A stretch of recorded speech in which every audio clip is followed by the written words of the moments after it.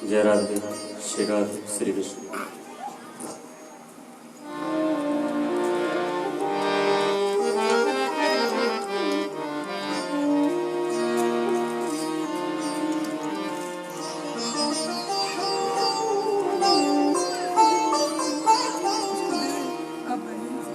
श्रीमन्महागणाधिपतये नमः।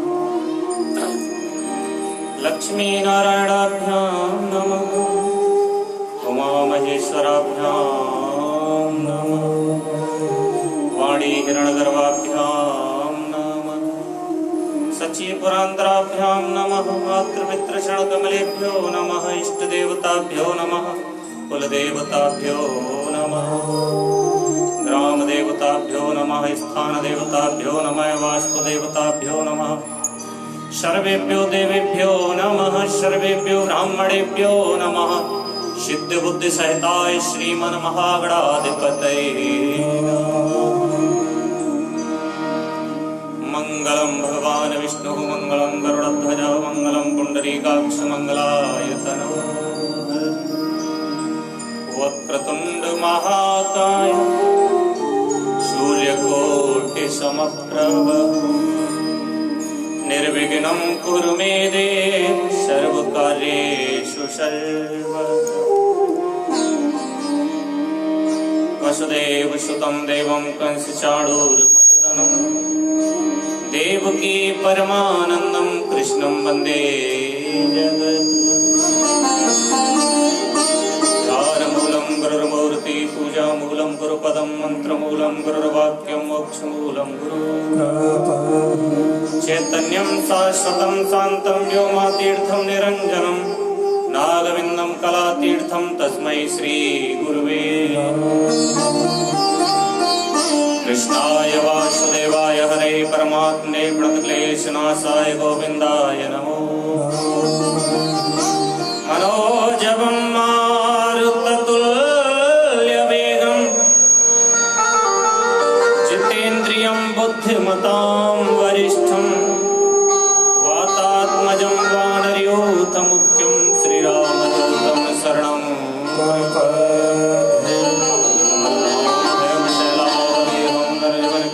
ज्ञानरामग्रगण्यं सकलगुणनिधानं वानराणामधीशं रघुपतिप्रियभक्तं वातजातं नमः।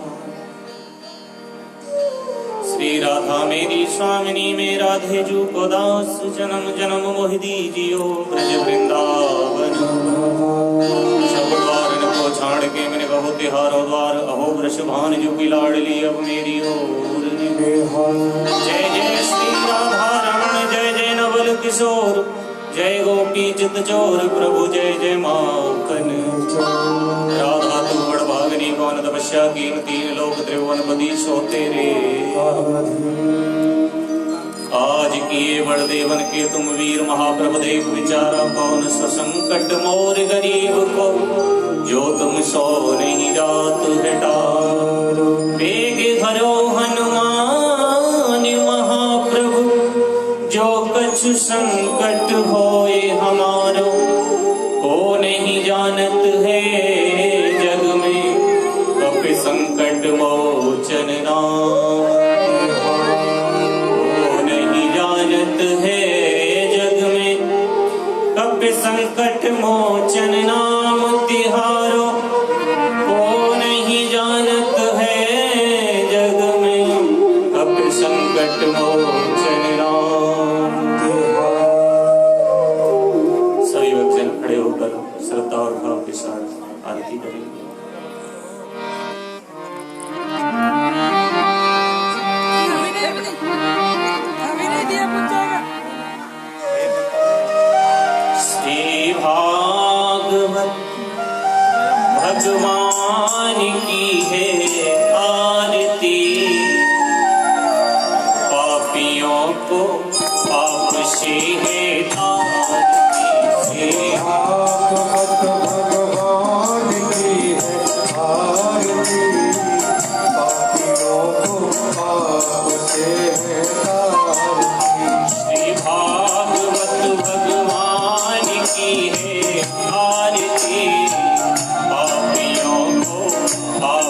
से है तारती श्री भगवत भगवान की है आरती, पापियों को पाप से है तारती।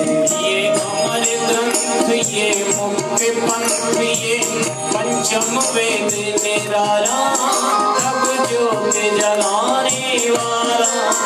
ये अमर ग्रंथ ये मुक्ति पंथ ये पंचम वेद निराला तब ज्योति जलाने वाला।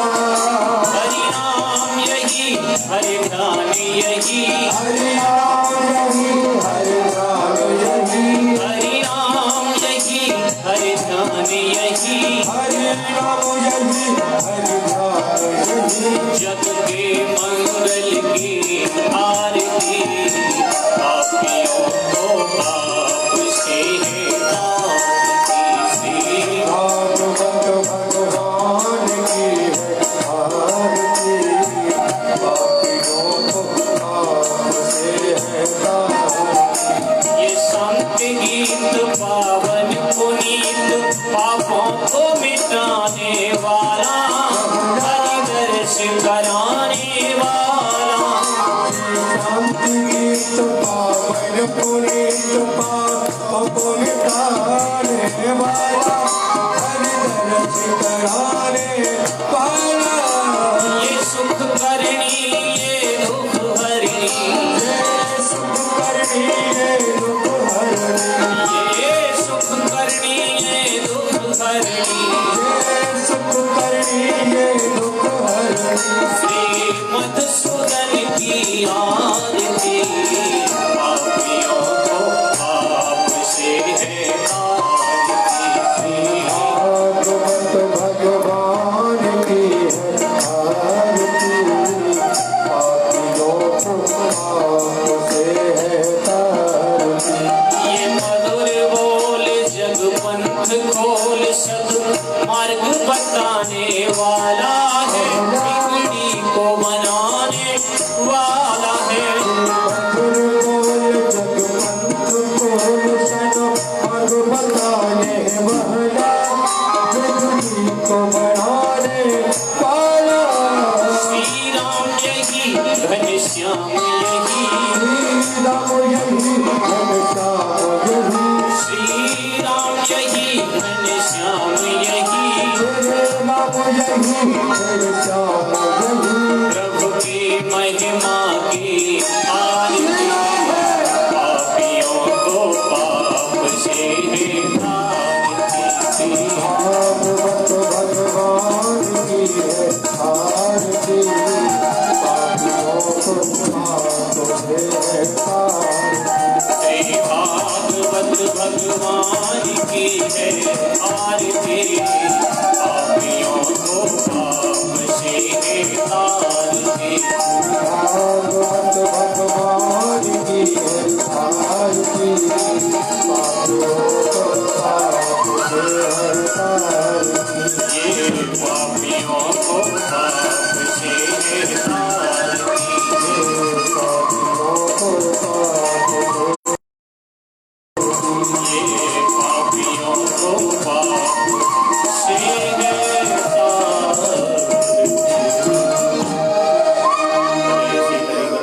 शांतिरंतरगुण शांति पृथ्वी शांतिराप शांतिरोपदेव शांति वनस्पतिव शांति विश्वदेव शांति ब्रह्म शांति शांति शांति।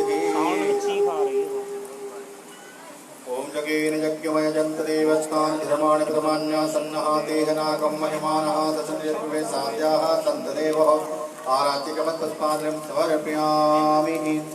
बोले श्रीमद्भागवत महापुराण की जय, शिवा के बिहारी लाल की जय, शिवाजी महाराज की जय, सर्व संत सर्व हरिभक्तन की जय, आज के आनंद की जय। जय जय श्री राधे श्याम। सभी भक्तजन अपना स्थान ग्रहण करें और व्यास जी के श्रीमुख से श्रीमद् भागवत कथा का श्रवण करें। जय श्री कृष्ण।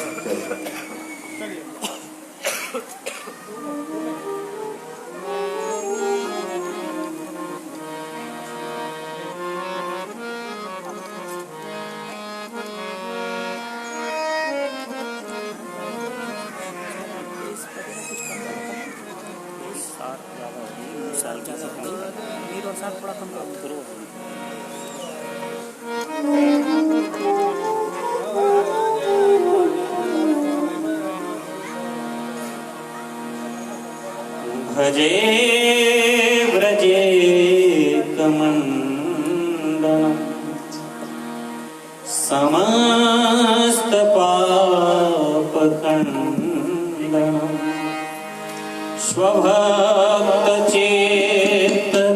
स्वभक्तचेतरञ्जनम् सदैव नन्दनन्दनम् भजे व्रजे कमण्डलम् समस्त पापखण्डनम्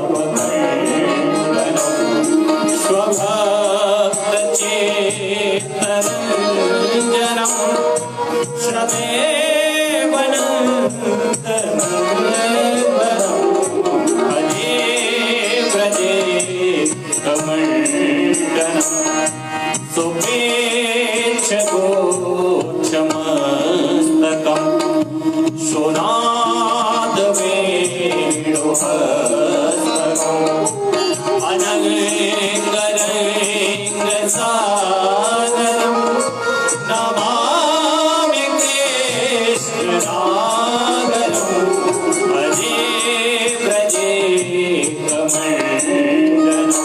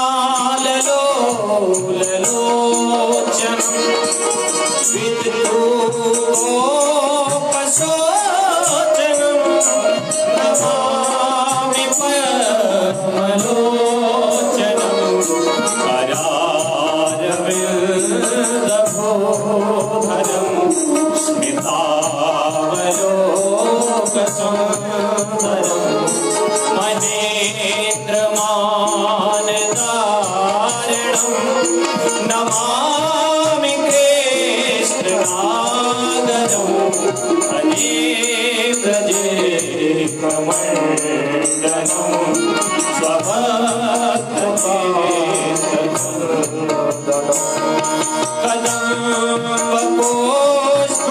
कदम्बपुष्पकुण्डलम् सुचारुगण्डमण्डलम् व्रजाङ्गनैकवल्लभम् नमामि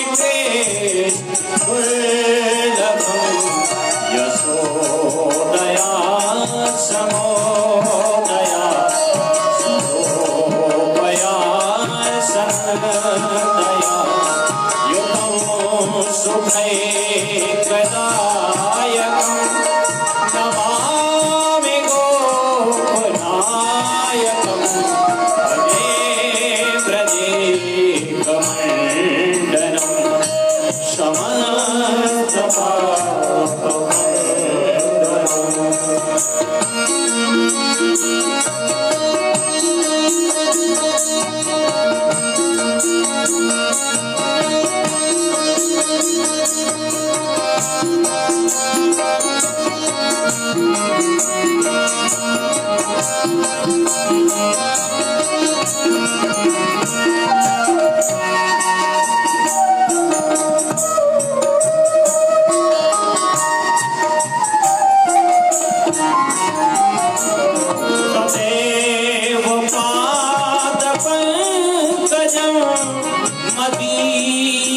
मदीयमानसे निजं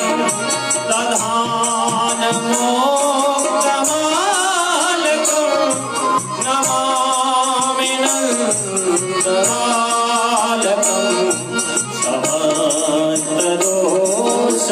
समस्तदोषशोषणं समस्तलोकपोषणं समस्तगोपमानसं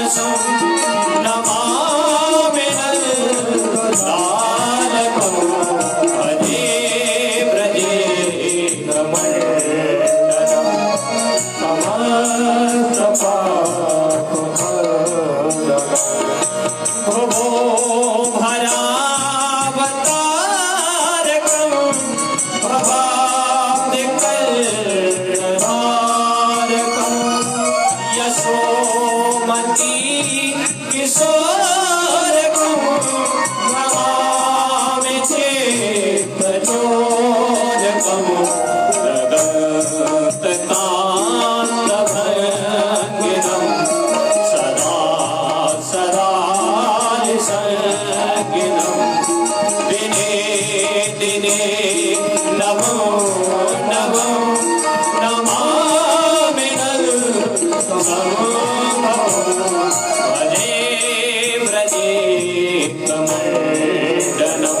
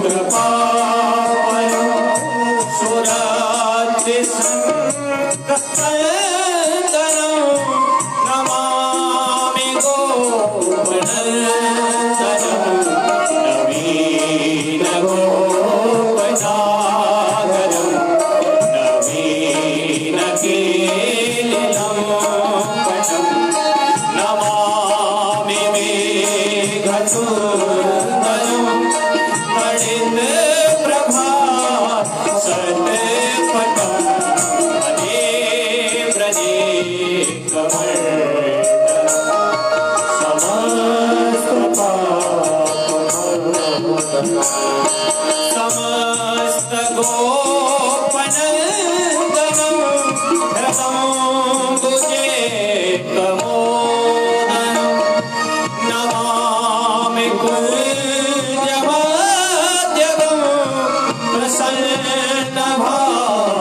प्रसन्नभानुशोभनं कामकामसायकं जगत्प्रचारसायकं यसालवेणुगायकं नमामि कुञ्जनायकं भजे व्रजे कमण्डनं समस्तपापखण्डनं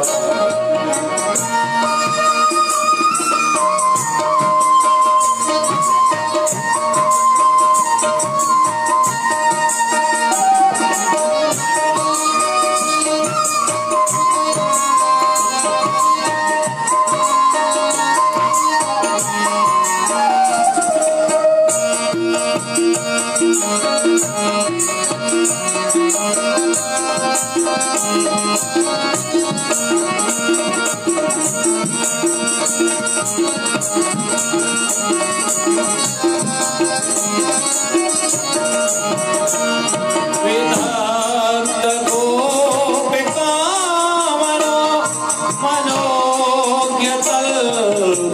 मनोज्ञतल्पनायिनं नमामि कुञ्जकानने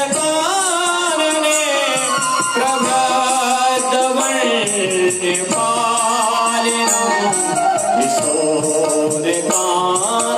विशोदिकान्तरञ्जितं गगनजनं सुशोभितं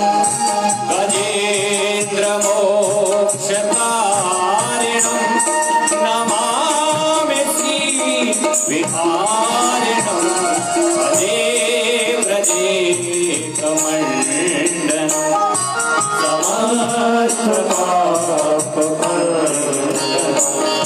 यदा तदा यथा तथा तथैव कृष्ण सत्कथा मया सदैव गीयता तथा कृपा विधीयता प्रमाणिकाष्टकद्वयं जगत्पतित्ययः पुमान् भवत्तनन्दनन्दने भवे भवे सुभक्तिमान् भजे व्रजे कमण्डनं समस्तपापखण्डनं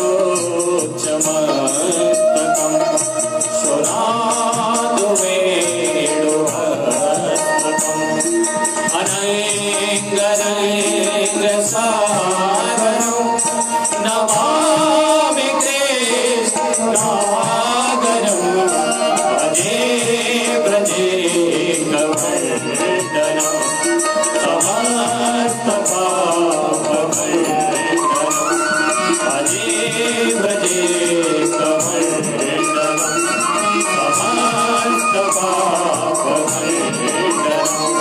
हरे व्रजे कमण्डलम्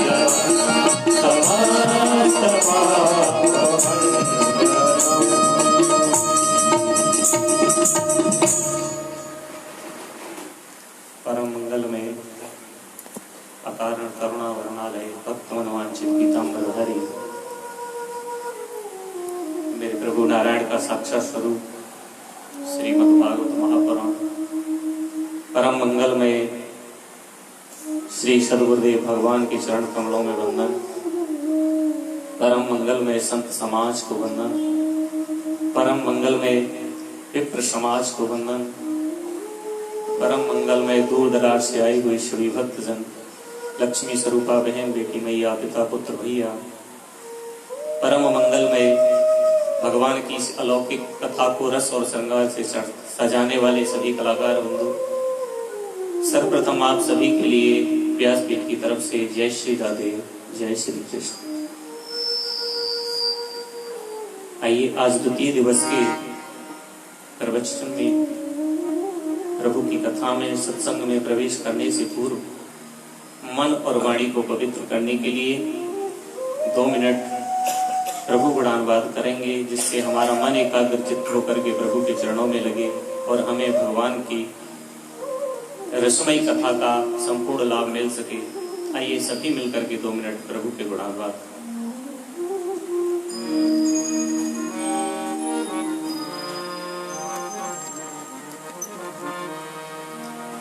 नारायण हरि नारायण नारायण हरि नारायण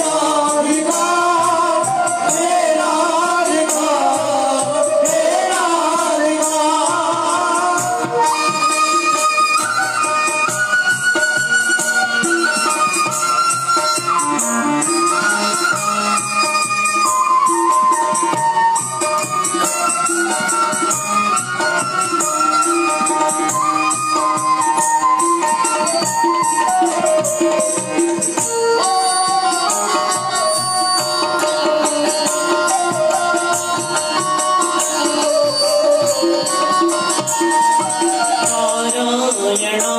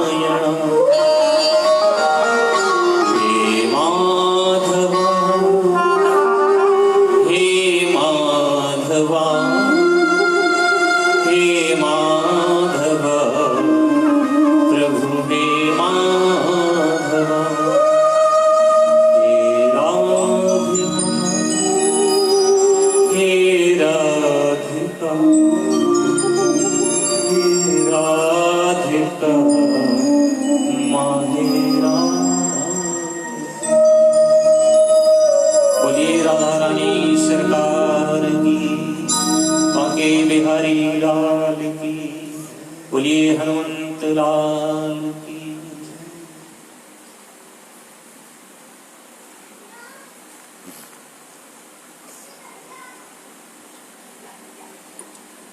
कल आप सभी ने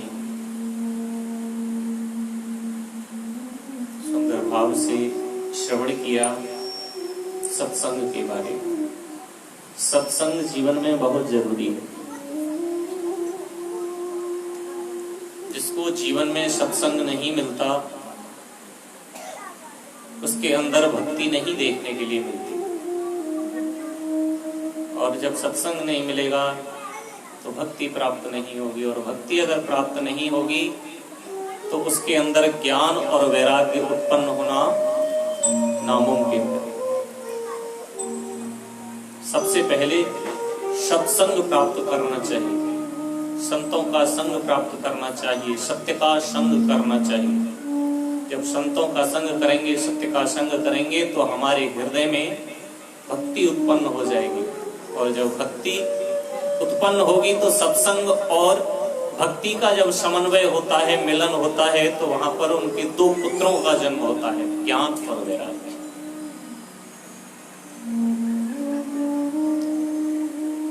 श्रीमद् भागवत जी के अंतर्गत दो प्रमुख प्रसंग बताए जाते हैं। श्रीमद् भागवत जी के प्रवक्ता कौन हैं? श्री सुखदेव जी महाराज, और श्रोता श्री परीक्षित जी महाराज। तो वक्ता और श्रोता का संबंध ऐसा बताया है, अगर वक्ता कहने में कंजूसी करेगा तो श्रोता का ध्यान इधर उधर हो जाएगा, और अगर श्रोता सुनने में कंजूसी करेगा तो वक्ता का ध्यान इधर उधर हो जाएगा। लेकिन वहां उच्च श्रेणी के वक्ता हैं श्री सुखदेव जी महाराज, और उच्च श्रेणी के श्रोता हैं श्री परीक्षित जी महाराज। श्री सुखदेव जी महाराज के बारे में वर्णन आता है। कौन है ये सुखदेव जी महाराज?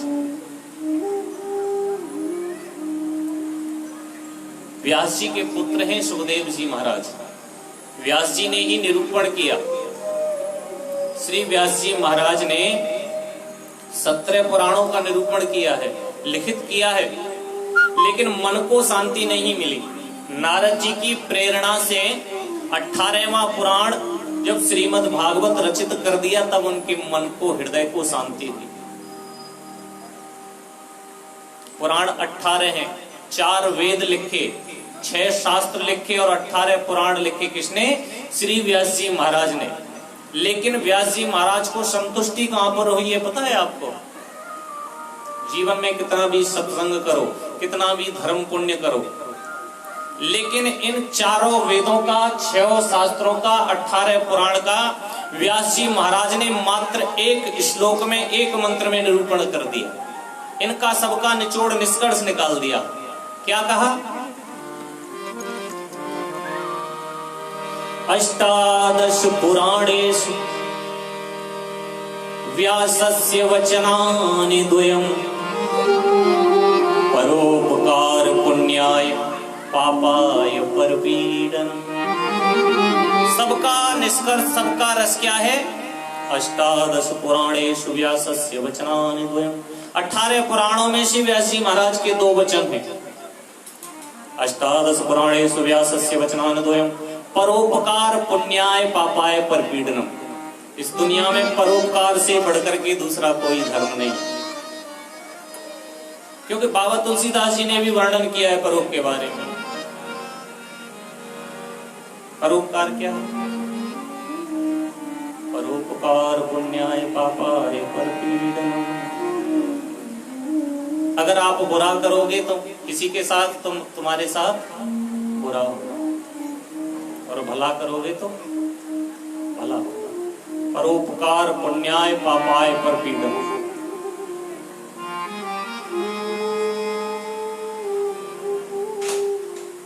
कहने का तात्पर्य, सुखदेव जी महाराज कौन है? सुखदेव जी महाराज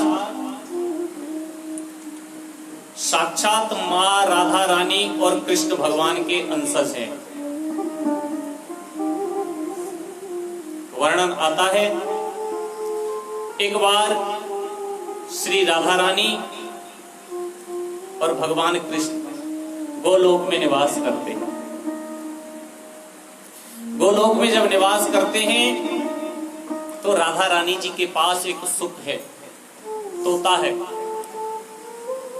और राधा रानी जी का नित्य प्रति का नियम है, उस तोते को अपने से कभी दूर नहीं रखती, अपने पास रखती है। तोते को जब पास रखती हैं तो नित्य प्रति अनार के दाने निकालकर अपने हाथ पर रख करके नित्य प्रति तोते को खिलाती हैं। और जब अनार के दाने तोता खाता है तो राधा रानी उससे एक ही बात रटवाती है। तोते का एक स्वभाव होता है, तोते को जैसा बोलोगे तोता बिल्कुल रिपीट वैसा ही बोलता है। तो राधा रानी जब अनार के दाने उस सुख को खिलाती हैं, तोते को खिलाती हैं, तो साथ साथ में एक मंत्र उच्चारण करवाती हैं। राधा रानी कहती हैं, कृष्ण बोल, कृष्ण बोल, कृष्ण बोल। तोता आता है, अनार का दाना खाता है और राधा रानी के साथ संबोधन करता है, कृष्ण बोल, कृष्ण बोल, कृष्ण बोल। और जब राधा रानी के पास से जब अनार के दाने हथेली पे से खत्म होने के लिए आते हैं तो वहां से उड़ता है, सुख वहां से उड़ता है और भगवान कृष्ण के पास जाकर के पहुंचता है। अब कृष्ण भगवान भी जानते हैं कि इसे अनार बहुत पसंद है, बहुत प्रिय है अनार, तो उधर भगवान श्री कृष्ण अनार के दाने अपनी हथेली पर रख करके सुख को खिलाते हैं और कृष्ण भगवान उससे मंत्र बुलवाते हैं। मंत्र बोल क्या बुलवाते हैं? बोले राधा बोल, राधा बोल, राधा बोल। सुख का स्वभाव है, जैसा बुलवाओगे वैसा बोलेगा। कृष्ण भगवान के साथ सुख बोलता है, राधा बोल, राधा बोल, राधा बोल। और जब अनार के दाने कृष्ण भगवान के हाथ पर से खत्म होने के लिए आते तो फिर उड़ करके राधा रानी के पास आता है। उधर राधा रानी के पास जब आता है तो उसके मुंह से एक ही रटंत है, राधा बोल, राधा बोल, राधा बोल। राधा रानी ने सुना कि मैंने तो तुझे ये मंत्र नहीं रटवाया, मैंने तो तुझे मंत्र रटवाया था कृष्ण बोल, कृष्ण बोल, कृष्ण बोल, लेकिन तुम ये राधा बोल कहां से सीख करके आए? सुखदेव जी महाराज बोले, उधर मैं भगवान कृष्ण के पास जाता हूँ तो वो कहते हैं राधा बोल, और इधर जब मैं आपके पास आता हूँ आप बोलती हैं कृष्ण बोल। एक बार इधर गए, एक बार इधर गए, फिर इधर गए, फिर इधर गए, कई बार आते आते जब सुख परेशान हो गए, जब जीव परेशान हो जाता है तब फिर भगवान की शरण लेता है। उधर सुखदेव जी राधा रानी के चरणों में प्रणाम करते हुए बोले, हे माँ मेरा उद्धार कैसे होगा? आप कहती हो कृष्ण बोल और कृष्ण बोलते हैं राधा बोल। उसी समय कृष्ण भगवान का आगमन हुआ। जब राधा कृष्ण आपस में मिले तो तोते को एक नया मंत्र प्रदान किया। राधा कहती है, न तू राधा बोल, न तू कृष्ण बोल, और कृष्ण बोलते हैं, न तू कृष्ण बोल, न तू राधा बोल। तो क्या बोलूं? बोले तू दोनों को मिलाकर के राधा कृष्ण बोल, राधा कृष्ण बोल, राधा कृष्ण बोल। अब तो राधा कृष्ण बोलते बोलते, राधा कृष्ण बोलते बोलते सुखदेव जी महाराज समय आया, और समय आने पर राधा रानी ने कहा, हे सुख, आप भूमंडल पर जाइए और भगवान के नामों का जय जयकार करने के लिए, ज्ञान का प्रसार करने के लिए आपको भूमंडल पर जाना पड़ेगा। श्री सुखदेव जी महाराज के बारे में बताते हैं कि राधा रानी सुखदेव जी की गुरु थी। कैसे गुरु थी? आपकी समझ में आया? नहीं आया? राधा रानी ने पहला मंत्र दिया है, और मंत्र के बारे में कल भी बताया था। तो गुरु जी मंत्र देते हैं, और गुरु जी मंत्र ही नहीं देते, गुरु जी पहले मंत्र देते हैं, फिर यंत्र देते हैं, फिर तंत्र देते हैं, और फिर ग्रंथ देते हैं। चार चीजें गुरु जी जो होते हैं, गुरु का दायित्व होता है शिष्य को चार चीजें प्रदान करने का। मंत्र भी दे, यंत्र भी दे, तंत्र भी दे, और ग्रंथ भी दे। कहने का तात्पर्य, राधा रानी गुरु हैं, सुखदेव। सुखदेव जी दूर नहीं होना चाहते, लेकिन भगवान के नाम के प्रसार के लिए सुखदेव जी को इस भूमंडल पर आना पड़ा। कथा आप सबको पहले से अवतरित है, ज्ञान होगी। ये वही सुखदेव जी हैं। आकर के भगवान भोले शंकर और माँ पार्वती ने इच्छा जागृत की। कथा तो लगभग में आप सबने सुनी है। एक बार नारद जी का आगमन हुआ कैलाश पर्वत पर, और श्री नारद जी महाराज जब आए, नारद की व्याख्या ना आजकल बदल दी गई है। शुद्ध भाषा में तो बात यह है कि नारम ज्ञानम ददाति स नारद, जो ज्ञान प्रदान करे वो नारद है। लेकिन आजकल लोग कहते हैं वो नारद नहीं है। नारद का काम है इधर से उधर और उधर से इधर करना, ये नारद का काम है। ये नारद का काम नहीं होता। और एक बात और आपको बताएं, नारद कोई मामूली नहीं है। इसको नारद जी के दर्शन हुए, किसी भी कथा को उठा करके देखिए, जिसे नारद जी के दर्शन हुए उसे भगवान के अवश्य दर्शन हुए। क्योंकि कोई नारद कोई संत नहीं है, कोई मुनि नहीं है। नारद साक्षात भगवान विष्णु का मन है, मन। तभी तो बताते नारद जी एक जगह रुकते नहीं है, क्योंकि मन कभी एकाग्र चित्त होकर के रुक नहीं सकता। आप यहाँ बैठे हो, मन घर घूम रहा है, कहीं दरवाजा तो नहीं खुला रह गया, गैस तो नहीं खुली रहेगी। कहने का तात्पर्य मन जो है बस में नहीं रहता। उसी प्रकार से भगवान का मन है नारद कभी एक जगह नहीं टिकते। तो नारद जी महाराज जब कैलाश पर्वत पर आए, तो कैलाश पर्वत पर आकर के भगवान भोले शंकर को देखा, तो भगवान भोले शंकर समाधि में बैठे हुए। अंदर गए, माँ पार्वती बैठी हुई हैं। नारद जी ने जाकर के माँ पार्वती को प्रणाम किया। माँ पार्वती ने कहा, ठीक है नारद, आइए बैठिए, आपका आगमन कहाँ से हुआ है? नारद जी बोले, क्या बताएं माता जी, घूमते हुए ब्रह्मांड में घूम रहे थे, आज यहाँ पर आगमन हो गया। नहीं, इसलिए पूछ रही हूँ, इस बार आप काफी दिनों में आए हो ना। नारद जी कहने लगे, क्या करें माता जी, आजकल के लोग जो हो गए ना वो कपटी हो गए, इसलिए मन नहीं करता किसी के पास जाने का। माँ पार्वती ने कहा, कपटी मतलब कहना क्या चाहते हो? आजकल के लोग कपटी हो गए? बोले, हाँ माँ, आजकल के लोग कपटी हो गए, बनावटी भेष बना करके रहते हैं। बोले, बनावटी भेष बना करके रहते होंगे, हमारे यहाँ तो तुम्हें पता है हमारा भी मन साफ है, और हमारे पति देव भगवान भोले शंकर का भी मन साफ है। बोले, मत आपके भगवान भोले शंकर पति देव का मन साफ है? बोला, हाँ। अगर किसी के घर में लड़ाई करवानी हो ना, तो उसकी पत्नी से पति के बारे में थोड़ा सा बता दो, फिर देखो। और वही नारद जी ने किया। क्या किया? नारद जी ने माँ पार्वती से कहा, पक्का आपको पता है कि आपके भगवान भोले शंकर आपसे कुछ नहीं छुपाते? बिल्कुल नहीं। यहाँ तक आया है कि गोपनीयम गोपनीयम गोपनीयम प्रयत्नतः, गुरु मंत्र जो होता है वो गोपनीय नहीं बताया, 3 बार गोपनीय, यानी उसको कीलित कर दिया कि ये बताने की चीज है ही नहीं। यहाँ तक बात है कि भगवान भोले शंकर ने मुझे अपना गुरु मंत्र भी बता दिया है। माँ पार्वती कह रही है। नारद जी कहने लगे, गुरु मंत्र भी बता दिया? बोले, हाँ। बोले, इतना विश्वास करते? बोले, पक्का। बोले, विश्वास अगर इतना करते हैं तो फिर तो आपको ये भी बताया होगा कि जो भगवान भोले शंकर ने अपने गले में मुंडों की माला पहन रखी है वो किसकी है? हो गया काम। माँ पार्वती कहने लगी, सब कुछ बताया, गुरु मंत्र भी बता दिया, गोपनीय से गोपनीय बात बताते, लेकिन आज तक ये नहीं बताया ये मुंडों की माला किसकी है। नारद जी ने कहा कि हमारा भी काम हो गया, अगर आपके पास भगवान भोले शंकर आए तो पूछ लेना। अच्छा माता जी प्रणाम, अब हम चलते हैं। नारद जी ने प्रणाम किया और नारद जी निकल गए। नारद जी निकले, उधर भगवान भोले शंकर का समाधि जो थी पूर्ण हुई, और समाधि पूर्ण होने के बाद माँ पार्वती के पास पहुंचे।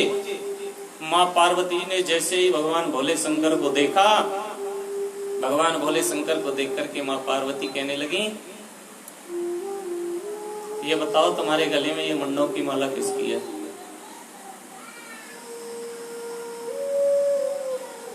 जब ये प्रश्न किया तो भगवान भोले शंकर कहते हैं, कहीं हमारे यहाँ नारद जी का आगमन तो नहीं हुआ? माँ पार्वती कहने लगी नारद जी ने आपका ऐसा क्या बिगाड़ दिया जो ऐसी बात कर रहे हो कि नारद जी का आगमन तो नहीं हुआ। बोले नहीं नहीं वो बात नहीं है, हम पूछ रहे हैं। माँ पार्वती कहने लगी हाँ नारद जी आए थे। तो फिर ठीक है, फिर अब हमें पता चल गया। अब भगवान भोले शंकर समझ गए, लीला रच के चले गए।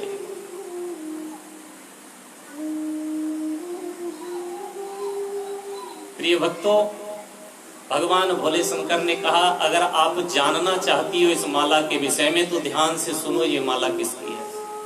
माँ पार्वती कहने लगी हाँ हाँ बताइए किसकी है ये माला। भगवान भोले शंकर कहने लगे ये माला में जितने भी मुंड दिखाई दे रहे हैं, आपको सिर दिखाई दे रहे हैं, ये सब आपके हैं।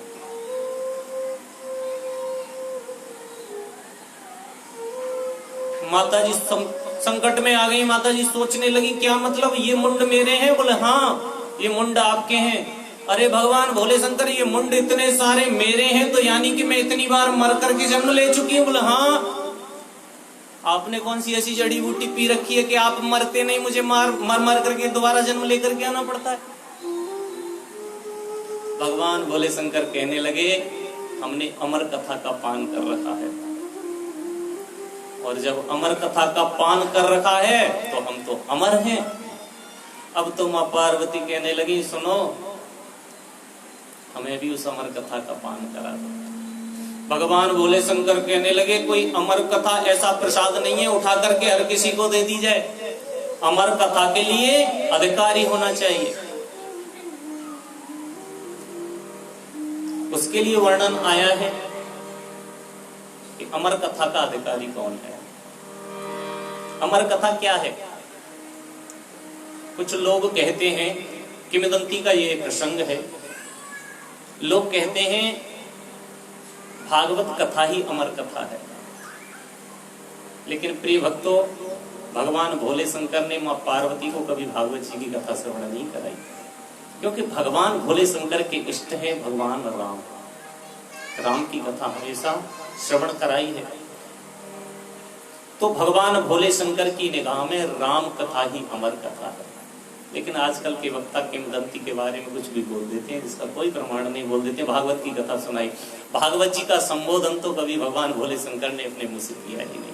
भगवान भोले शंकर के इष्ट भगवान राम कथा सुनाई, और राम कथा के अधिकारी हो राम कथा के जेहि अधिकारी हो, जिनके सत संगत अति प्यारी। सिया राम सिया राम सिया राम सिया राम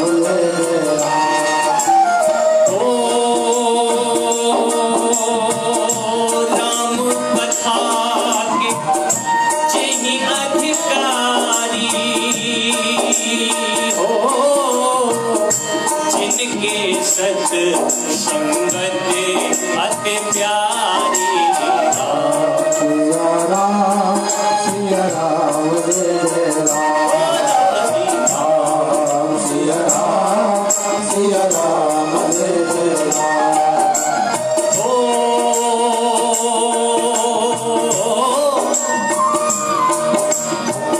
जिन हरि कथा सुनी नहीं कान्हा, श्रवण रंग हरि भुवन समाना। सिया राम सिया राम बोलो जी। सिया राम सिया राम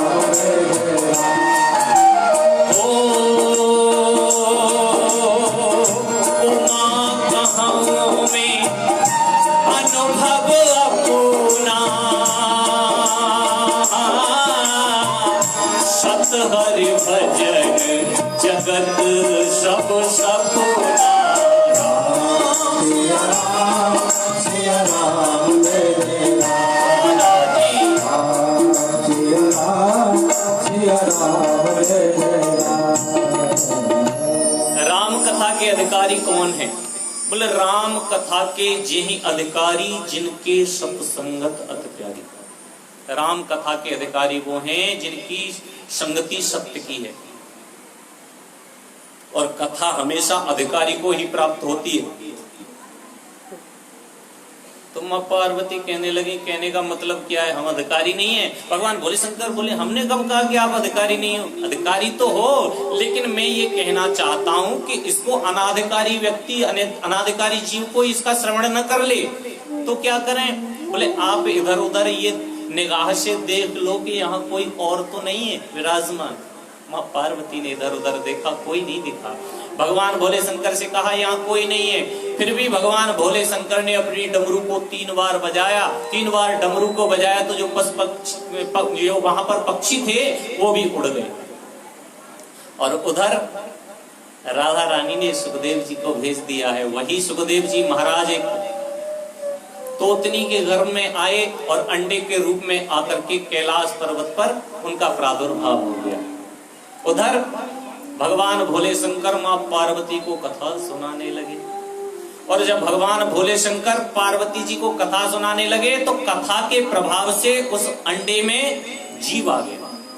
जीव आया, जीव आने के बाद उसमें से बच्चा निकला। बच्चा निकलने के बाद ये जो कथा चलती है तो कथा में अक्सर नींद आ जाया करती है। हम आप तो श्रोता हैं, आम जीव हैं। उधर जब अमर कथा भगवान भोले शंकर ने मां पार्वती को श्रवण कराई है तो मां पार्वती को नींद आ गई। जब भगवान राम जी का वनवास हुआ तो जब वनवास की कथा आई तो थोड़ी कथा रोने धोने की आ जाती है। वहां पर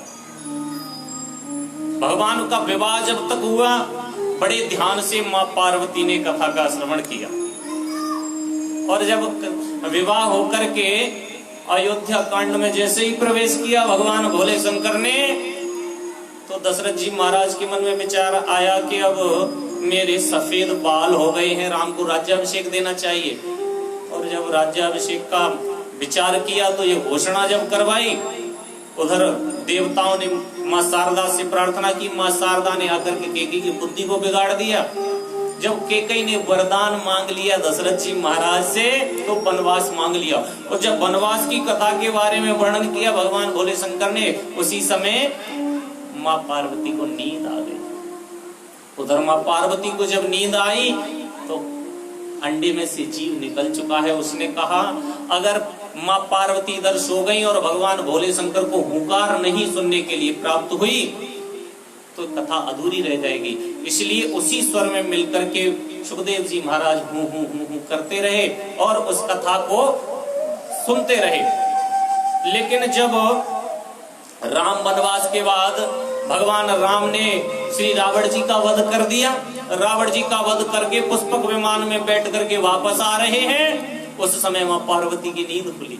मां पार्वती की नींद खुली तो भगवान भोले शंकर से कहा, हाँ हाँ प्रभु फिर क्या हुआ? भगवान राम को केकई ने वनवास मांग लिया तो भगवान राम अयोध्या से वन के लिए चले। भगवान भोले शंकर ने कहा वाह, भगवान का वनवास हो गया, भगवान ने सब राक्षसों का संहार कर दिया, वापस आ रहे हैं और तुम कह रही हो अभी तक।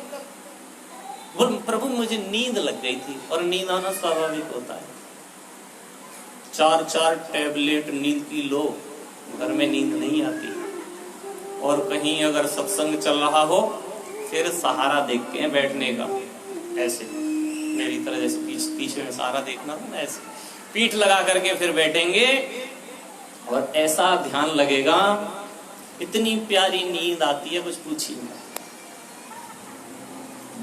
गलती आपकी नहीं है। जिस समय भगवान राम ने कुंभकर्ण का वध कर दिया, कुंभकर्ण की पत्नी का नाम था निद्रा देवी। निद्रा देवी ने जाकर के भगवान राम से कहा, प्रभु आपने मेरे पति को मार दिया, मैं क्या करूं?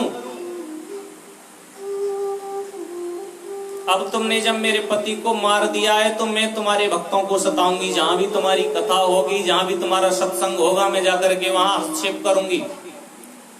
भगवान बोले ठीक है, अगर आप हस्तक्षेप करोगी तो हम भी वरदान देते हैं कि जब भी जय घोष हुआ करेगा हमारे नाम का, सबकी नींद खुल जाया करेगी। एक बार सब मिल करके कह दीजिए, बोलिए सच्चे दरबार की। प्रिय भक्तों, सुखदेव जी के जन्म के बारे में वर्णन आता है। उस समय कथा का पान जब सुखदेव जी ने कर लिया, भगवान भोले शंकर को पता चला तो भगवान भोले शंकर त्रिशूल लेकर के मारने के लिए दौड़े, लेकिन वो तोता उड़ करके व्यास जी महाराज की पत्नी वीटिका देवी के गर्भ में प्रवेश कर जाता है। वीटिका देवी ऊपर खड़े होकर के अपने केस सुखा रही थी। उसी समय अंगड़ाई ली मुंह में झमाई जब आती है ना, तो हमेशा से बताया जाता है शास्त्रों के अनुसार, जब भी माता बहनों को या पुरुषों को झमाई आए तो मुंह पर हाथ रखना चाहिए। उस समय वीटिका देवी ने हाथ नहीं रखा। मौका मिल गया, सुखदेव जी महाराज गर्भ में प्रवेश कर गए। और गर्भ में जब प्रवेश किया, 1 वर्ष नहीं, 2 वर्ष नहीं, 12 वर्ष तक गर्भ में रहे। व्यास जी महाराज बार बार कहते हैं कि अंदर बैठा बालक बहुत चतुर है, बहुत निपुण है, बहुत विद्वान है, बहुत ज्ञानी है, लेकिन तू बाहर क्यों नहीं आता? उधर से ही प्रश्नों का उत्तर दे देते हैं गर्भ में से ही सुखदेव जी महाराज। बोले पिताजी, आने जाने के चक्कर में तो ये दुनिया लगी हुई है, मैं नहीं आऊंगा। बोले क्यों? मैं अगर बाहर आ गया तो प्रभु की माया जकड़ लेगी। माया का स्वभाव है, जब जीव माँ, इसमें पूरे मैंने कल 7 लोक ऊपर बताए, 7 नीचे, 14 लोकों में कोई जगह ऐसी नहीं जहां प्रभु की माया न हो और परेशान न करे, प्रभु की माया न सताए। लेकिन सिर्फ दुनिया में माँ का गर्भ ही ऐसी जगह है जहां पर माया का कोई प्रभाव नहीं होता। गर्भ जो होता है, वैसे एक बात और है जीव के लिए, गर्भ के समान दुख दुनिया में और कोई नहीं है, न भूतो न भविष्यति। ये जीव माँ के गर्भ में 9 महीने तक उल्टा लटका रहता है। माँ अगर कुछ चटपटा खाती है तो उस जीव को पीड़ा होती है, कीड़े इसको काटते रहते हैं, पड़ा रहता है गंदगी में। इसलिए नरक भी बताया है वहां, लेकिन वो जगह ऐसी है वहां पर माया का कोई प्रभाव नहीं होता। और जब 9 महीने तक जब जीव गर्भ में उल्टा लटका रहता है, भगवान कहते हैं कहो तो बाहर निकाल दें। जीव कहता है प्रभु अब की बार निकाल दो, ऐसी गलती फिर कभी नहीं करूंगा, तुम्हारा भजन जरूर करूंगा, फिर कभी ऐसा समय आएगा ही नहीं, तेरा इतना भजन करूंगा कि मेरा उद्धार हो जाएगा। भगवान कहते हैं ये सब बातें कहने सुनने में ही अच्छी लगती हैं, जब परेशानी में होता है ना व्यक्ति, कुछ भी कहलवा लो उस समय। भगवान कहते हैं कैसे मान लूं कि तू बाहर जाकर के मेरा भजन करेगा? बोले प्रभु मैं गारंटी गारंटी। बोले गारंटी कौन लेगा तेरी? जीव के अंदर कोई गारंटी नहीं लेता। देवताओं से पूछा कोई देवता ऐसा है जो इस जीव की गारंटी ले ले? देवताओं ने हाथ खड़े कर लिए, महाराज ये जीव ऐसा है, इसकी गारंटी कोई नहीं ले सकता, क्योंकि ये जैसे ही बाहर निकलता है माया जब जकड़ती है ये सबको भूल जाता है। एक देवता तत्पर हुए, तैयार हुए गारंटी लेने के लिए। कौन से देवता हैं वो पता है आपको? श्री वरुण देव, जल के देवता हैं वरुण देव।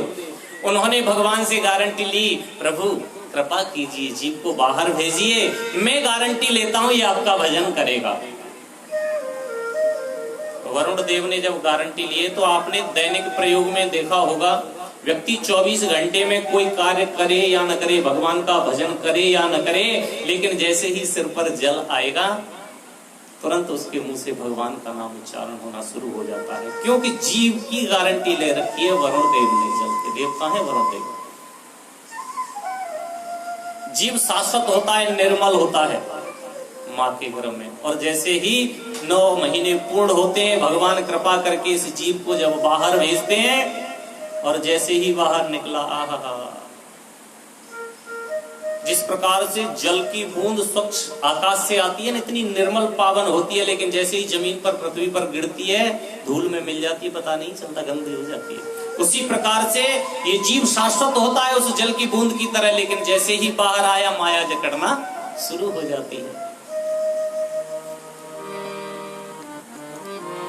भूमि परत पाधावर पानी, भूमि परत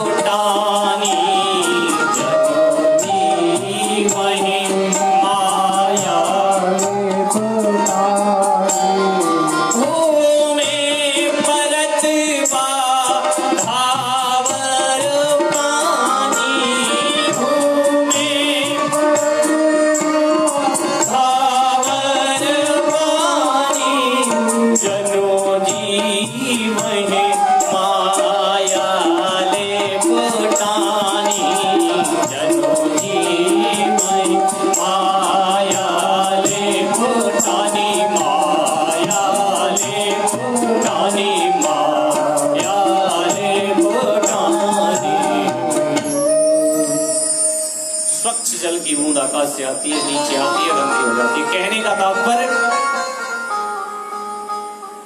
समझ में आ रहा है कि नहीं? भाषा समझ में आती है? वैसे आनी तो चाहिए, कोशिश यही करता हूं। जीव जब बाहर आता है बिल्कुल शाश्वत होता है, स्वच्छ होता है। और जैसे ही जन्म हुआ बच्चे का, सबसे पहले बूढ़ी अम्मा के हाथ में दे देंगे, लो तुम्हारे पोता हुआ है। वो कुछ नहीं जानता, कौन अम्मा कौन बाबा कौन किसका कुछ नहीं, बिल्कुल जीव शाश्वत है। लेकिन जैसे ही अम्मा की गोद में गया, अम्मा उसे गोद में खिलाएगी, मैं तेरी अम्मा हूं अम्मा, मैं तेरी दादी हूं दादी। माया ने शुरू कर दिया लपेटना, वो नहीं कर रहा।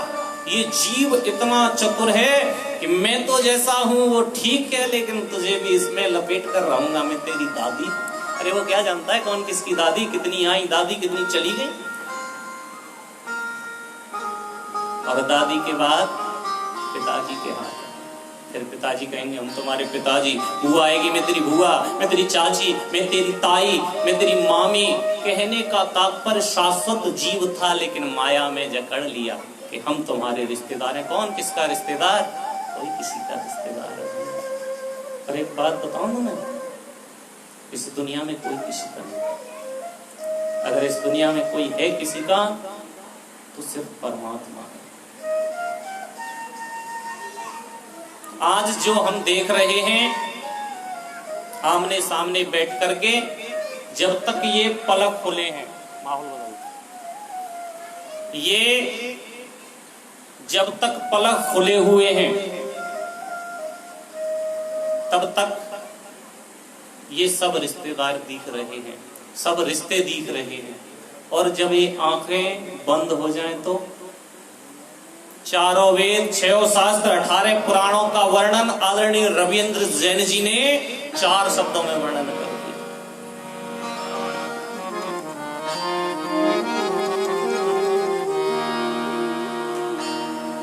चार दिनों की प्रीत जगत में, 4 दिनों के नाते हैं। पलकों के पर्दे पड़ते ही सब नाते मिट जाते हैं। 4 दिनों की प्रीत जगत में, 4 दिनों के नाते। जब तक ये पलकें खुली हैं सब रिश्तेदार, और जैसे ही पलकें बंद, जीवन भर व्यक्ति चिंता करता रहता है, ये परिवार मेरा, ये बच्चे मेरे, ये पत्नी मेरी, लेकिन कोई किसी का नहीं। जिनकी चिंता में तू जलता, अजी वो ही चिता जलाते हैं। जिन पर रक्त बहाए जल सम, कहता है जहां तुम्हारा पसीना गिरेगा खून बहा दूंगा, लेकिन मरने के बाद, और जिनकी चिंता में तू जलता, अजी वो ही चिता जलाते हैं। जिन पर रक्त बहाए जल सम, जल में वही बहाते हैं। 4 दिनों की प्रीत जगत में, 4 दिनों के नाते। लेकिन जब तक पर्दे खुले हैं सब नाते रिश्ते। घर का स्वामी होता है, मुखिया होता है, सब चिंताएं घर की रखता है, लेकिन जब पलकें बंद हो गई तो उसी स्वामी का क्या हाल है। घर के स्वामी के जाने पर व्यक्ति मर जाए और उसकी डेथ बॉडी रखी रहे, और जब उसकी डेथ बॉडी घर से उठेगी, घर के स्वामी के जाने पर घर की शुद्धि कराते हैं। माहौल नहीं बना, स्लो रखो वॉल्यूम। हाँ जी, डेथ बॉडी उठी और उस जगह को फिर धुलवाएंगे, साफ करो इसे। घर का मुखिया है वो, लेकिन साफ करवाएंगे। घर के स्वामी के जाने पर घर की शुद्धि कराते हैं। पिंड दान कर प्रेतात्मा से अपना पिंड छुड़ाते हैं। पलकों के पर्दे पड़ते ही सब नाते मिट जाते हैं। घर की शुद्धि हो गई, पिंडदान कर दिया, अपना पिंड छूट गया। सोचते हैं फिर भी कुछ दायित्व हुआ करते हैं, उनको पूरा कर दो, नहीं तो आत्मा को शांति नहीं मिलेगी। फिर क्या करते हैं? चौथे से 40वें दिन तक हर एक रस्म निभाते हैं। मृतक के लौट आने का कोई जोखिम नहीं उठाते हैं। पलकों के पर्दे पड़ते ही सब नाते मिट जाते हैं। 4 दिनों की प्रीत जगत में 4 दिनों के नाते हैं। जब तक ये पलकें खुली हैं सब रिश्ते हैं, और पलकें बंद सब रिश्ते खत्म। कहने का तात्पर्य, ये जीव शाश्वत होता है, लेकिन बाहर आते ही माया जकड़ लेती है, माया के चक्कर में फंस करके रह जाता है। सुखदेव जी महाराज बाहर नहीं आते। 12 महीने के बाद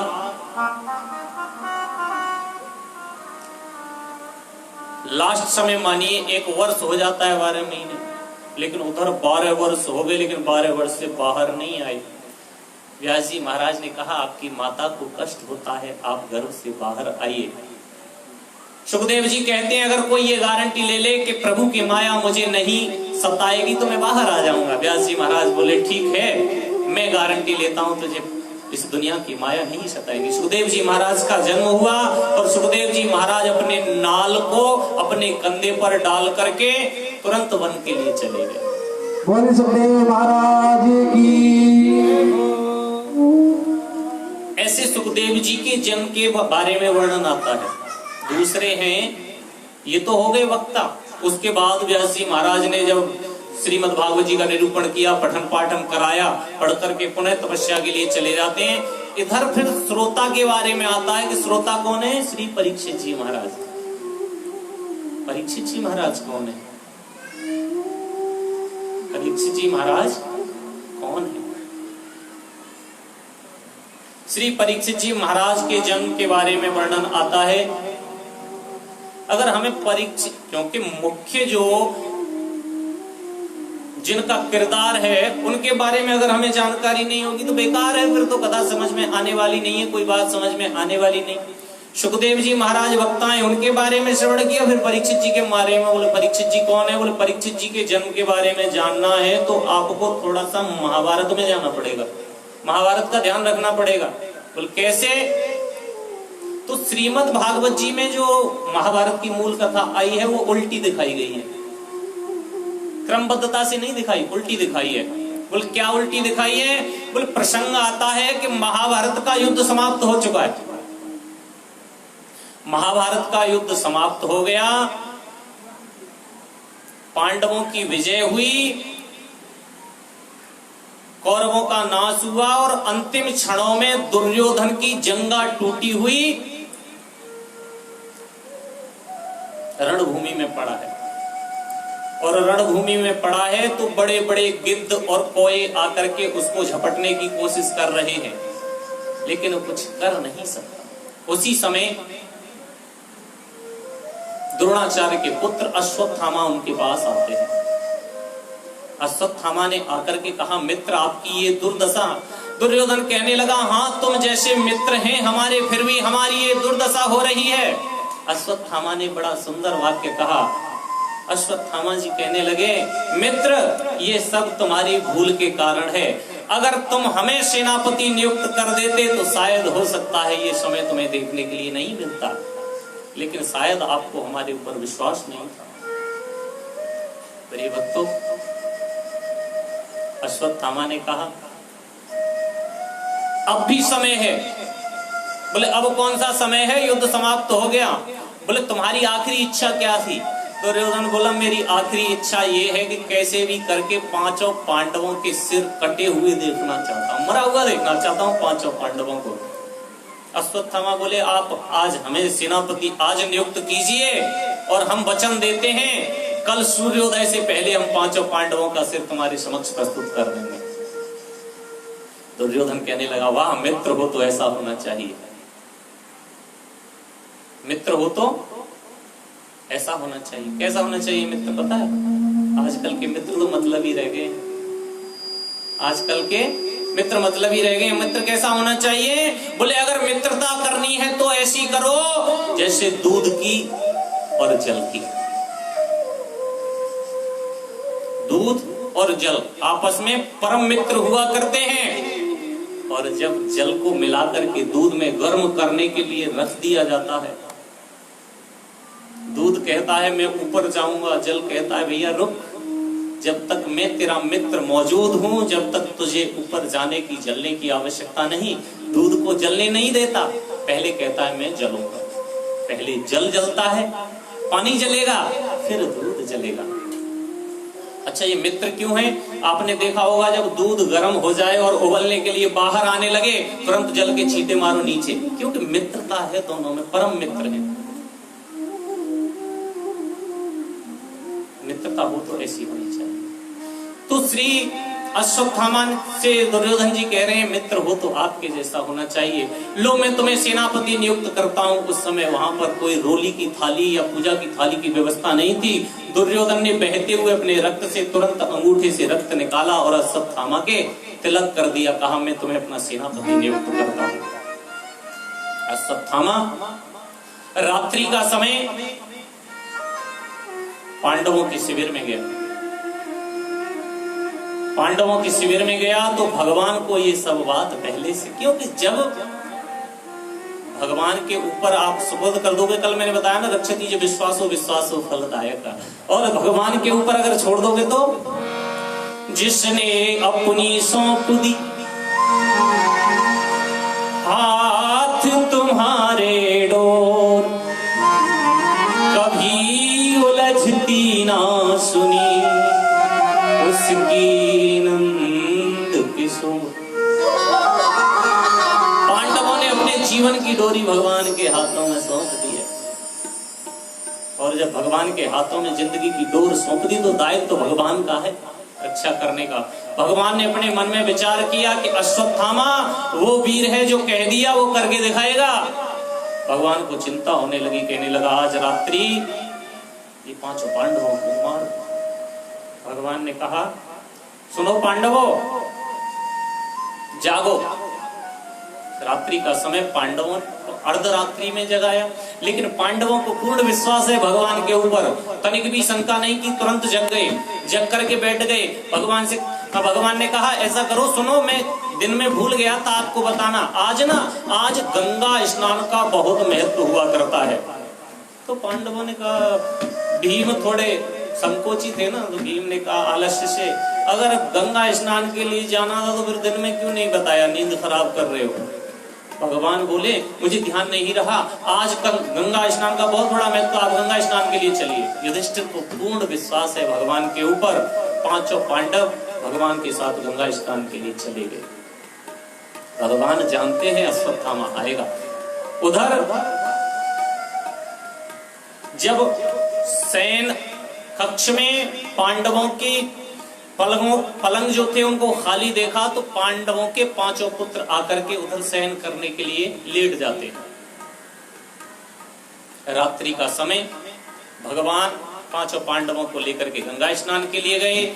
उधर पांचों पुत्र जब सोए हुए हैं, रात्रि के समय अश्वत्थामा आया और अश्वत्थामा ने सोते हुए पांडवों के पांचों पुत्रों का सिर काट करके एक कपड़े में बांध करके दुर्योधन के पास पहुंच गया।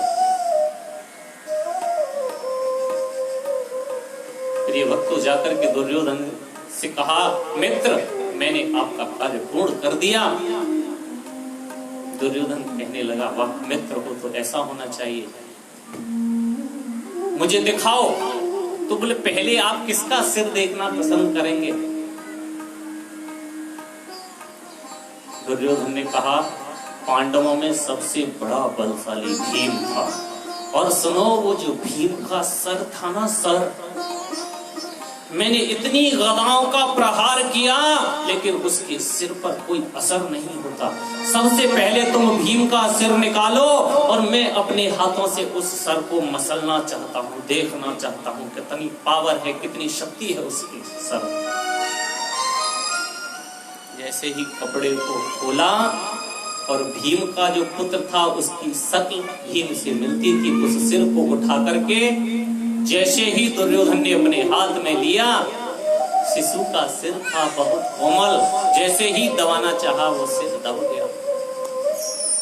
दुर्योधन ने कहा, नहीं, ये भीम का सिर नहीं हो सकता। इतनी गदाओं के प्रहार से जिसके सिर में कोई प्रभाव नहीं हुआ, वो आज मेरे हाथों से इतनी जल्दी कैसे मसल गया। उधर रात्रि बीतने के लिए आई, प्रातः काल का वक्त, प्रातः काल की लालिमा सूर्य की जैसे ही ऊपर पड़ी, दुर्योधन ने देखा, ओहो। पहले तो बड़ा प्रसन्न हुआ दुर्योधन। दुर्योधन को वरदान है, जिस दिन तेरे को खुशी और गम एक साथ मिलेगा उस दिन तेरी मृत्यु हो जाएगी। प्रिय भक्तों, दुर्योधन ने जब देखा कि ये तो पांडवों के पांचों पुत्र हैं, अश्वत्थामा से कहा, अश्वत्थामा ये नीति के विरुद्ध कार्य कर दिया तूने। अरे हमारी दुश्मनी तो पांडवों से थी, लेकिन तुमने छोटे छोटे बच्चों ने हमारा क्या बिगाड़ा था। अरे बेशक युद्ध हुआ, युद्ध में हमारे कुल का नाश जो होना था वो हमारा होने के लिए आ गया, लेकिन हमारे कुल को आगे बढ़ाने के लिए पांचों पुत्रों का होना बहुत जरूरी था। और प्रिय भक्तों, जब दुर्योधन दुखी हुआ, पहले खुश हुआ, दुख हुआ, उसी समय उसकी मृत्यु निश्चित थी। उधर दुर्योधन की मृत्यु हुई। इधर प्रातः काल जैसे ही शिविर में जाकर के द्रौपदी ने प्रवेश किया, चारों तरफ लहू लुहान रक्त रंजिश वातावरण। द्रौपदी जी देख करके वही बेहल हो गई, व्याकुल हो गई। कपड़े को उठाना चाहा, सर नहीं है एक भी पुत्र के सिर। मन में विचार करने लगी, हाय परमात्मा, ये क्या किया तूने। द्रौपदी नाम है किसका पता है आप? द्रौपदी नाम है दया का। जिसके अंदर दया कूट कूट करके भरी है वही तो द्रौपदी है। उधर पांडवों का प्रातः काल आगमन हुआ गंगा स्नान के बाद। आकर के वहां का रक्त रंजिश वातावरण देखा।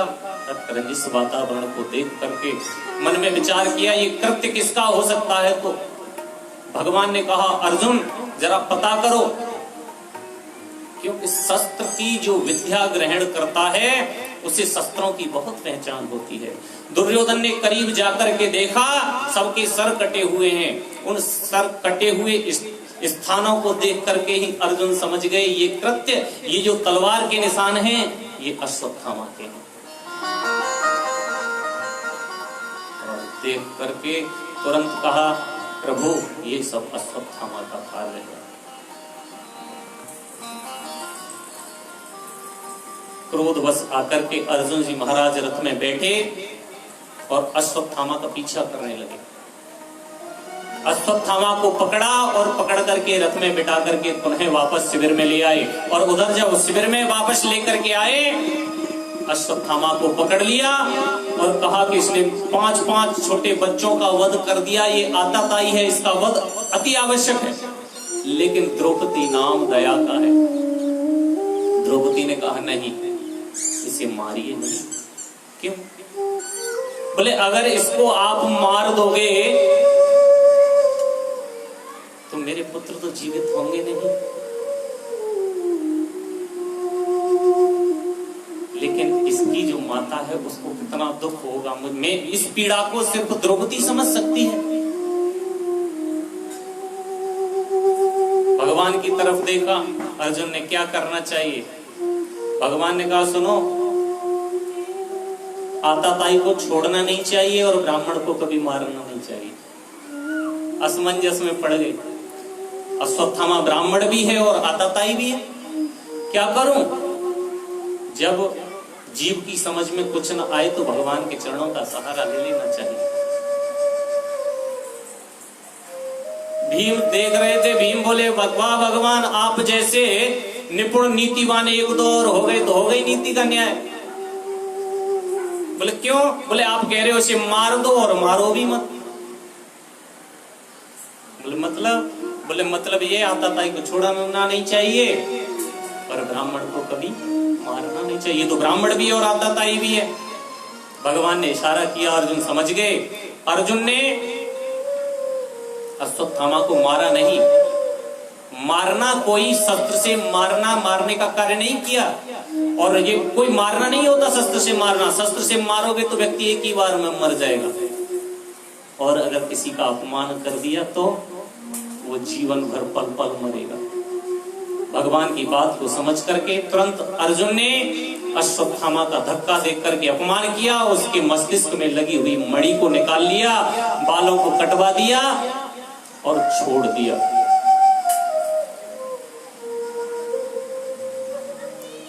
ब्राह्मण का अपमान करना ही मारने के बराबर हुआ करता। अश्वत्थामा को जब छोड़ा तो अश्वत्थामा इस अपमान की पीड़ा में जलने लगा। कहने लगा इन पांडवों ने मेरा अपमान करके ठीक नहीं किया, मैं इनसे इनका बदला अवश्य लूंगा। प्रिय भक्तों, उसी समय अश्वत्थामा ने ब्रह्मास्त्र का प्रयोग किया। सोचने लगा कि मैं इनके कुल का नाश कर दूंगा। सोचने लगा इनके कुल को चलाने वाला तो अब कोई रहा नहीं, 5 पांडवों के पुत्र तो समाप्त हो गए। याद आया अभिमन्यु की पत्नी उत्तरा के गर्भ में उसका शिशु है।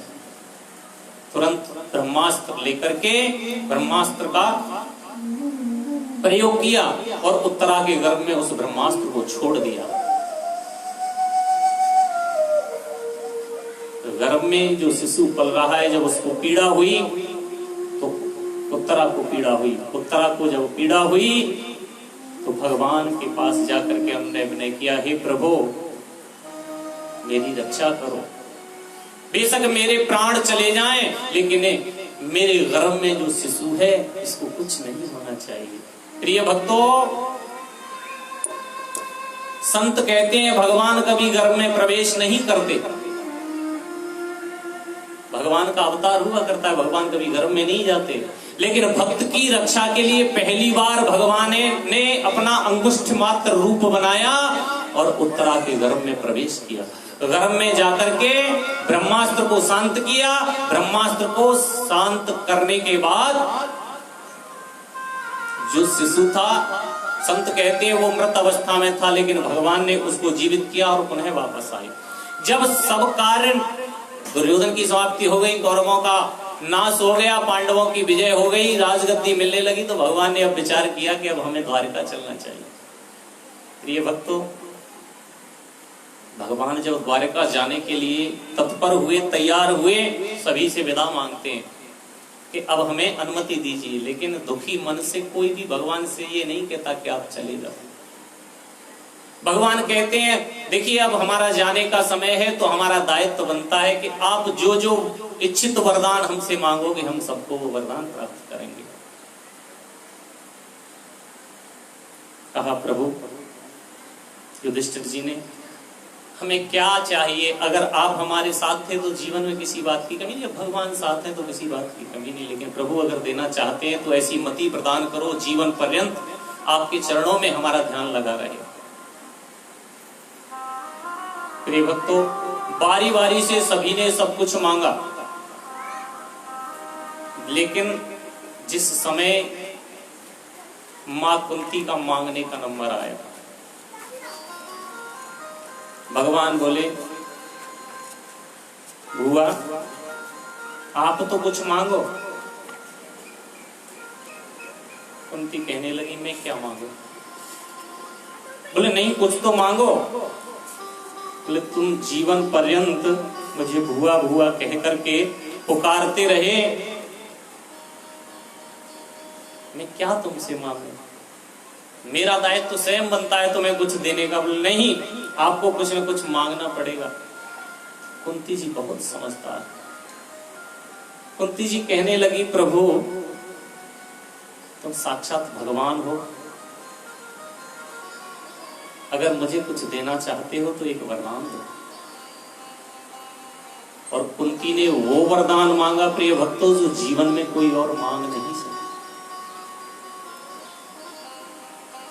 कुंती जी कहती हैं, प्रभु मुझे ऐसा प्रतीत होता है जहां पर दुख होता है, जब हम संकट में थे तब हमारे साथ थे आप, और आज अगर हम सुखद अवस्था में हो गए तो आप हमें छोड़कर जाने की बात करते हो। मुझे ऐसा प्रतीत होता है कि आप दुख में सम्मिलित होते हो, दुख में ही रहते हो। तो प्रभु हाथ जोड़कर की विनती ये है, अगर मुझे वरदान देना चाहते हो तो ऐसा वरदान दो कि जीवन पर्यंत मेरे जीवन में दुख ही दुख। कलावती करो। प्रिय भक्तों, मां कुंती कहती है, देना चाहते हो तो दुख दो।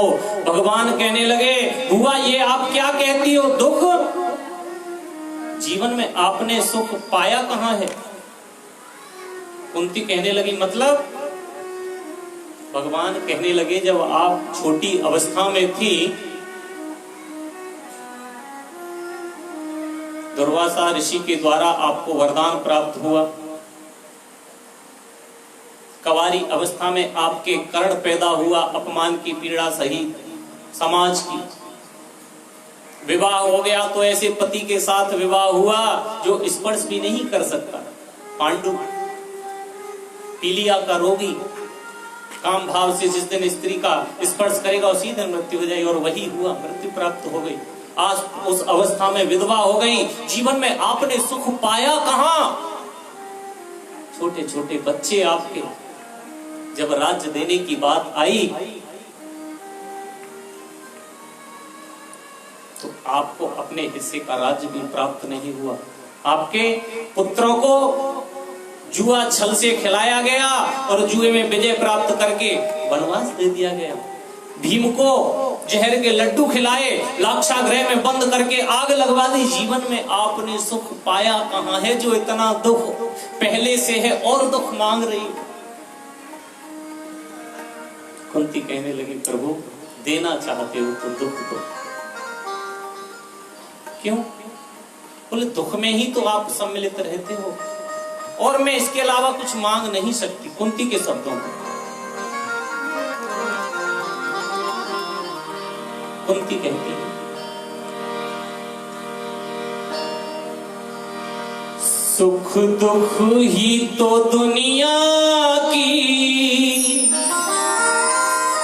गाड़ी को चलाते हैं, सुख दुख ही तो हम सबको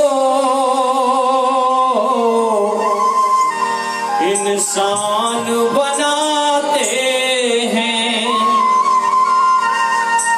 हो हमने तो तेरे आगे दोनों हाथ पसारे हैं, सुख भी मुझे प्यारे हैं, दुख भी मुझे प्यारे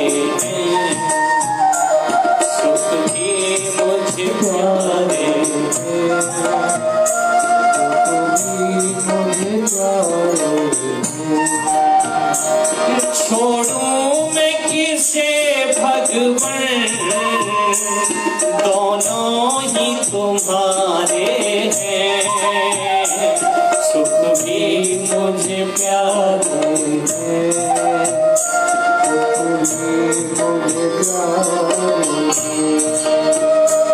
छोड़ूं मैं किसे भगवन, दोनों ही तुम्हारे हैं।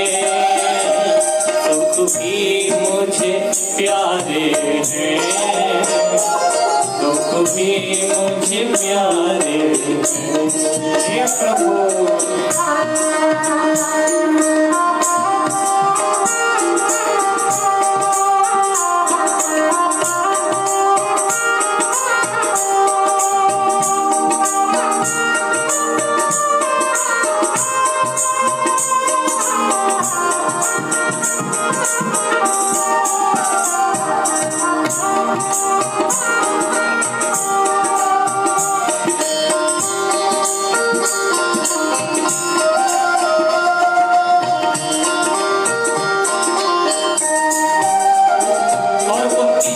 हे प्रभु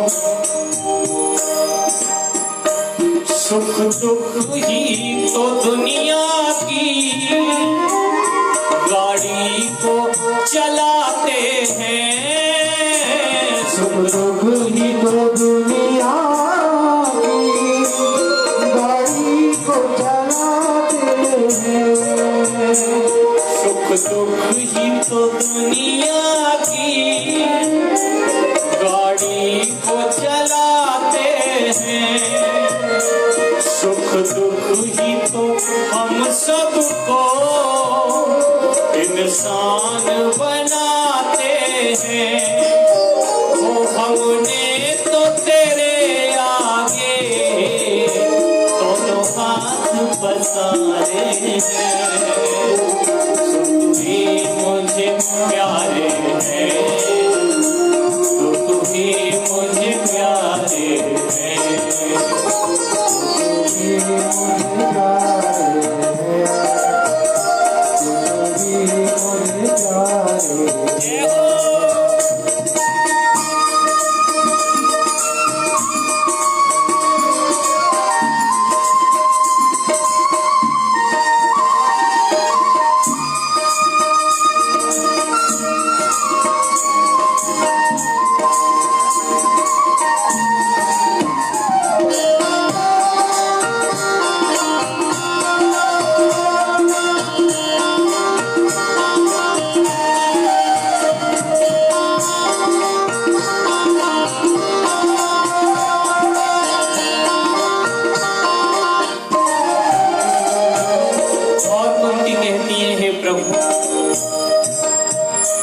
सुख में तेरा शुक्र करूं, दुख में फरियाद करूं। ओ सुख में तेरा शुक्र करूं, दुख में फरियाद करूं। मेरे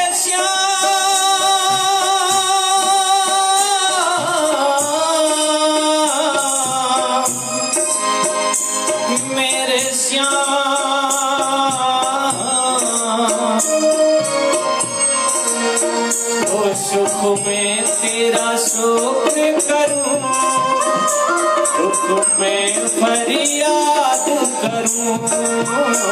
सुख में तेरा शुक्र करूं, दुख में फरियाद करूं। जिस हाल में रख मुझको, उस हाल में याद करूं। जिस हाल में रख मुझको, याद करूं। ओ हम भी तो सदा भगवन तेरे ही सहारे हैं। मुझे प्यारे हैं, तुम्हें मुझे प्यारे हैं। भी मुझे प्यारे हैं, भी मुझे प्यारे हैं।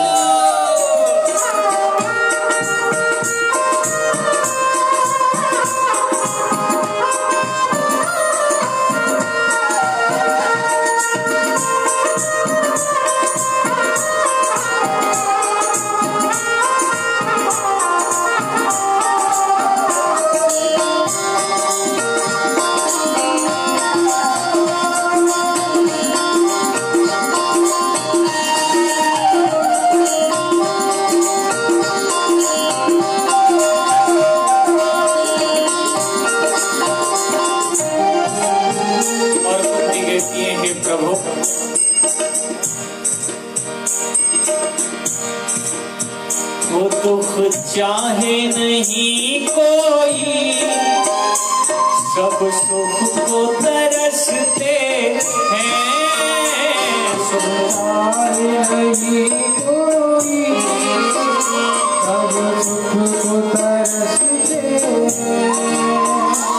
दुख चाहे नहीं कोई, सब सुख को तरसते हैं। दुख में सब रोते हैं, सुख में सब हंसते हैं। दुख में सब रोते हैं, सब हंसते हैं। संसार की नदिया के, संसार की नदिया के दोनों ही किनारे हैं। दुख भी मुझे प्यारे हैं, दुख भी मुझे प्यारे हैं। मुझे प्यारे हैं, मुझे प्यारे हैं।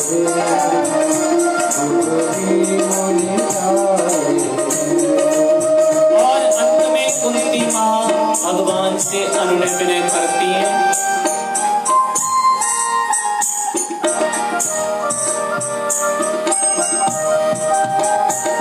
मैं कैसे कहूँ भगवान, मुझे ये दे वो दे दे। मैं कैसे कहूँ भगवान, मुझे देना वो दे दे। दे श्याम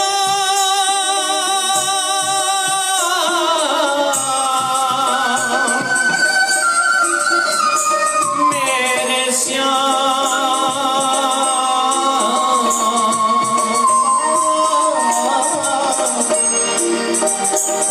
मैं कैसे कहूँ भगवान, मुझे ये दे वो दे दे। जो भी तेरी मर्जी है, मर्जी से मुझे दे दे। जो भी तेरी मर्जी है, मर्जी से मुझे दे दे। वो तेरी याद में मैंने तो, वो तेरी याद में मैंने तो गीतों को सवारे हैं। दुख भी मुझे प्यारे हैं, दुख भी मुझे प्यारे हैं। मुझे प्यारे हैं,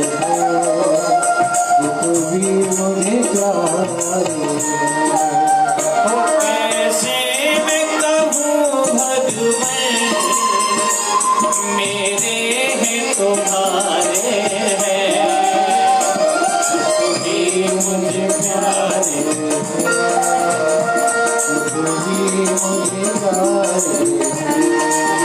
ओ छोड़ो मैं किसे भगवान, दोनों ही तुम्हारे हैं। भी मुझे प्यारे हैं, तुम भी मुझे प्यारे तुम भी मुझे प्यारे, तुम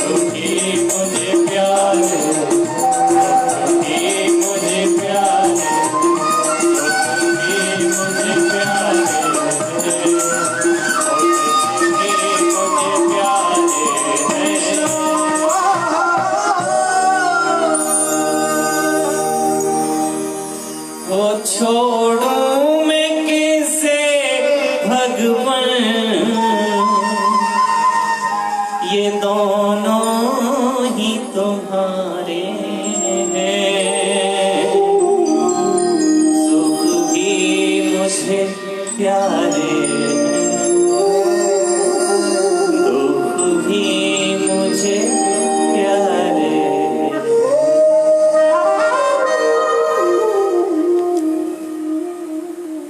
प्रिय भक्तों, माँ कुंती कहती हैं क्या मांगना और किससे मांगना। और एक बात जीवन में याद रखो, सबसे बुरी बात है इस दुनिया में ऐसा वक्त कभी जीवन में किसी के पास नहीं आए कि किसी से कुछ मांगना पड़े। और भगवान से तो मांगना क्या, मांगोगे तो शायद हो सकता है जो मांग रहे हो वही मिले, और बिना मांगे हो सकता है बहुत कुछ मिल जाए। किसी शायर ने कहा है कि मैं अगर मांगू तुझे पर तू न देना कुछ मुझे, मैं अगर मांगू तुझे पर तू न देना कुछ मुझे, वरना आशिक नहीं मजदूर हो जा। मांगना क्या है, अगर हमने किसी का कार्य किया है तो उसके बदले मजदूरी मांगी जाए। और आशिक तो प्रेम करता है। प्रेम किससे होता है पता है आपको? दुनिया में लोग एक दूसरे से बोलते हैं मैं तुमसे बहुत प्रेम करता हूं। पति पत्नी से बोलता है, पत्नी पति से बोलती है, संतान पिता को बोलती है, पिता संतान से बोलता है कि हम तुम्हें बहुत प्यार करते हैं और तुम्हारे बिना हम जी नहीं सकते। लेकिन जीवन का और दुनिया का ये सबसे बड़ा झूठ है। प्रेम अगर इस दुनिया में सच्चा किया जाता है तो सिर्फ भक्त का और भगवान का होता है। जीव जीव से क्या प्रेम कर सकता है? कहने का तात्पर्य, कुंती जी ने स्तुति की, बारी बारी से सबने सब कुछ मांगा, भगवान ने सबको प्रणाम किया और उसके बाद रथ में बैठ करके द्वारिका पहुंचे। उसके बाद समय आने पर जैसे ही